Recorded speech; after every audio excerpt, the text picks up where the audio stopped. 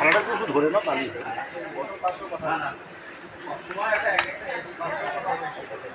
ওপারে দিতেই তো আগে তোমার কাছে এসেছি আচ্ছা আগে যাই ওখানে দিয়েছে তারপরে এদের দিকে দেবো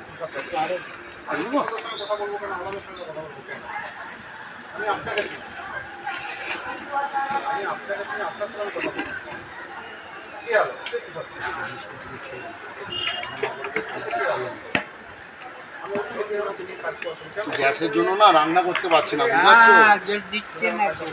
আমি এটাই খুব সমস্যায় পড়ে গেছি ইয়ে করে নিয়ে এসেছি ঠিক আছে হ্যাঁ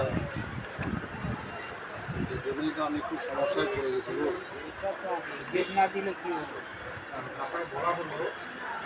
কেন এই শান্তি করে খাও ঠিক আছে ইয়ে করো